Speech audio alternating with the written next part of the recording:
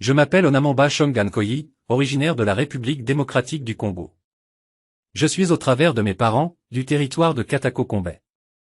J'habite la ville d'Auxerre en France. Aujourd'hui, 14 décembre 2023, j'ai décidé de donner de ma voix sur les hypothétiques élections du 20 décembre 2023 en République démocratique du Congo. Je veux exhorter la jeunesse de Katako-Kombé à prendre conscience et ainsi voter utile. Katako, réveille-toi. Demain, après ces cycles électoraux, que deviendra le territoire le Katako-Kombé, où y vivre devient un calvaire. À travers cette petite analyse sur la situation dans le territoire de Katako-Kombé, nous avons estimé bien pertinent de joindre notre voix, au cri de cœur pathétique de M. Kassende, lancé à l'endroit d'Oza Atetela en général, plus précisément ceux du territoire de Katako-Kombé, abandonnés à leur triste sort, car dépourvus d'un leadership, capable d'assumer ses responsabilités ou ayant une vision pour sa communauté à l'exemple de Patrice Emery Lumumba. En effet, tous se targuent d'être héritiers et dépositaires de l'héritage politique et idéologique de ce dernier sans vraiment l'être en réalité. Bien que n'étant pas totalement d'accord avec les propos de M. Kassende, sur certains points évoqués par lui, il faut reconnaître que quelques points de convergence existent. Il est notamment vrai que depuis plusieurs décennies, des vaillants combattants, à l'instar de Gongole Eteta, Lufungula, Lumumba, Okito, Tchachi, Otchoudi, Fallou, Kisase, n'ont plus marqué, non seulement l'histoire de Zatetela, mais aussi de la nation congolaise. La question fondamentale à se poser, est celle de savoir comment et pourquoi sommes-nous arrivés à ce niveau. D'emblée, la réponse est simple, c'est la qualité des prétendus leaders politiques de Katako. Comme tard, il faut citer leur égoïsme, arrogance, enrichissement rapide, immoralité, inconscience, vagabondage politique, repli sur son village ou secteur, légèreté devant l'argent et les honneurs, irresponsabilité et couardise. Il y a un manque coupable dans leur chef, de la bonne conscience et de l'intégrité dans l'exercice du pouvoir qu'ils ont obtenu du peuple. Katako, territoire du héros national, enclavé, abandonné, meurtri, est devenu la risée aussi bien de la province du Sankourou que de toute la nation congolaise. Car en effet, il n'y a rien, sauf une ou deux belles villas, propriété de certains dignitaires. Il est d'ailleurs très difficile de rencontrer ces derniers, parce qu'il faut d'abord soit décliner sa filiation ou son appartenance idéologique pour être reçu ou écouté. Les élus locaux ont assujetti les autorités coutumières par des dons et autres. Ainsi donc la plupart d'entre eux ont perdu leur rigueur, leur impartialité et ont fait simplement allégeance à ceux qui leur assurent pouvoir et ressources. Notre désolation est très profonde, d'entendre de la bouche de notre respecté frère Kassende, des propos disculpant les vrais complices de l'assassinat de Patrice Emery Lumumba et ses compagnons, lui seul connaît les motivations qui l'ont conduit à falsifier l'histoire pourtant écrite sur la mort de Lumumba et ses compagnons d'infortune. Monsieur Kassende doit être honnête et dire tout haut que les regrettés Étienne Tshisekedi, Albert Kalonji et Jonas Mukamba, tous Kasséens comme Lumumba ont contribué de l'une ou l'autre manière, à l'assassinat de Lumumba et de ses compagnons. Vouloir innocenter leurs descendants en vue de leur faire plaisir, relève de la malhonnêteté intellectuelle. Comment absoudre l'organisateur du jubilé politique de celui qui avait convoyé et escorté Lumumba et ses compagnons, vers le lieu de leur exécution? Tout honte but, l'Oza Atetela et plus particulièrement les natifs de Katako-Kombé, surtout ses prétendus leaders, doivent se voiler la face, parce que leurs raisonnements et agissements sont à l'antipode du combat et de la vision du héros national de la RDC. Il s'observe chez le politicien de pacotille de Katako, et chez le simple paysan les mêmes mots. Il s'agit de l'égoïsme, de la fourberie, de la roublardise, de l'immoralité, de la libido chez les premiers et de la flatterie, de l'hypocrisie dans le chef des seconds. Typologiquement, on peut les classifier en trois groupes. Les politiciens bourgeois compradors, sensuels et arrogants. Les flatteurs troubadours vivant dans la basse-cour des premiers. Et les naïfs goguenards voguant au gré de la volonté dictée par les premiers. Y a-t-il encore d'intellectuels dans le territoire de Katako-Kombé? La question vaut vraiment son pesant d'or. Nous le comprendrons par la suite. Et la réponse suivra après cette série des questions. Quelle est la place de l'intellectuel ici? Y en a-t-il vraiment? Le vrai intellectuel est nécessairement un dissident, disait le grand intellectuel, philosophe et théologien camerounais Fabien Eboussi Boulaga. Lorsqu'il fut demandé d'expliciter sa pensée, il enchaînait en disant ce qui suit: certains ont tendance à confondre les intellectuels avec les détenteurs de parchemins et de titres académiques. Fabien Eboussi n'avait d'admiration que pour les parias conscients, c'est-à-dire les hommes et femmes qui ont résisté aux séductions de l'intégration. Ceux qui ont donc refusé de se renier, de se truquer.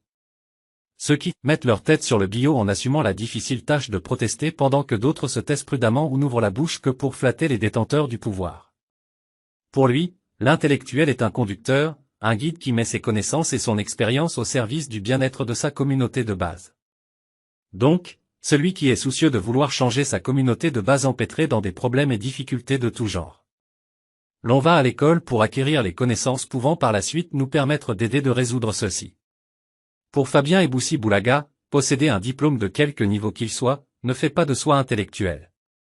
On ne l'est que lorsque les connaissances et ressources acquises à l'école ou à l'université font de vous, une personne ayant de l'empathie. Ne comprenons pas ici l'empathie dans son expression la plus rudimentaire. En effet, à ce niveau, elle se réfère plutôt à 3 qualités différentes. Connaître ce qu'une personne ressent, facette cognitive de l'empathie. Ressentir ce qu'un autre ressent, facette émotionnelle. Répondre de façon compassionnelle à la détresse d'autrui, facette comportementale. Trouve-t-on encore ces qualités dans le chef des prétendus intellectuels et politiciens de Katako Kombé comme cela était le cas avec un Patrice Emery Lumumba, autodidacte? Quid du député national inamovible et à multiples mandats de Katako Kombé? Cet intellectuel est-il vraiment comme lui-même, et beaucoup de Zatétela le croient? À l'instar d'un SDF qui vit dans la rue, et qui a perdu toute dignité, lui de son côté a perdu toute sa substance intellectuelle pour se retrouver dans un état de simple lettré, malgré son verve oratoire. La recherche effrénée du matériel, de la gloire et de l'argent l'ont complètement ruiné. Il a perdu le peu de personnalité et de dignité que l'on pouvait avoir envers lui sur base de ses parchemins et titres académiques. En effet, sa personnalité se trouve ruinée par son inconstance, sa duplicité, son immoralité, parce que marié à 2 femmes d'une même famille. Et surtout, enfin, il ne considère comme frères que les originaires de son village ou de son secteur. La jeunesse de Katako doit se réveiller pour barrer la route à ce prétentieux imbu de lui-même. Que peut-on encore attendre de lui après des décennies d'usure du pouvoir et de vagabondage politique si ce n'est que de gros mensonges et stratégies malsaines pour continuer à jouir, lui et sa famille restreinte, des prébendes indues de l'État congolais après la prochaine législature? Beaucoup penseront que nous faisons de la fixation sur ce monsieur, mais il n'en est de tout cela. Au regard simplement de l'état misérable et déplorable dans lequel se trouve sa circonscription électorale qui est le territoire de Katako Kombé qu'il représente au Parlement depuis plus de 20 ans, il est impossible de lui faire confiance. Rappelons aussi aux Congolais que ce monsieur est à la base du recul de la démocratie en RDC, notre pays. En effet, pour votre gouverne, ce monsieur, en sa qualité de député national, est l'auteur scientifique et l'initiateur de l'article portant révision de certains articles de la Constitution de 2006, ayant réduit le scrutin présidentiel de 2 à un seul tour avec une majorité simple. Le texte suicidaire est l'article 1er de la loi numéro 11/002 du 20 janvier 2011 portant révision de certains articles de la Constitution de la République démocratique du Congo, adopté par le Congrès selon la procédure de l'article 218, alinéa 4 de la Constitution. Cet article a introduit depuis lors le système d'un seul tour de scrutin pour l'élection présidentielle de l'élu qui n'aurait que la majorité simple du corps électoral. Les inconvénients de ce texte sont les suivants. Le candidat choisi parmi une dizaine à la majorité simple n'a pas le même poids électoral que celui de 2 candidats choisis à la majorité absolue. Il réduit formellement la légitimité populaire matérielle de l'élu qui n'aurait obtenu que la majorité simple du corps électoral. La révision est intervenue dans l'année électorale, ce qui constitue l'expression liminale d'une volonté d'esquiver la transparence et de favoriser un candidat au détriment du droit de vote des citoyens qui auraient pu choisir entre 2 candidats et du droit d'éligibilité du candidat venu en 2e position. Aux électeurs de Katako Kombé, nous leur disons qu'il est important de retenir ces propos de Voltaire sur le concept « voleur », mais qui sont toujours d'actualité, et il avait raison. Le voleur ordinaire, c'est celui qui vous vole votre argent, votre portefeuille, votre vélo, votre parapluie.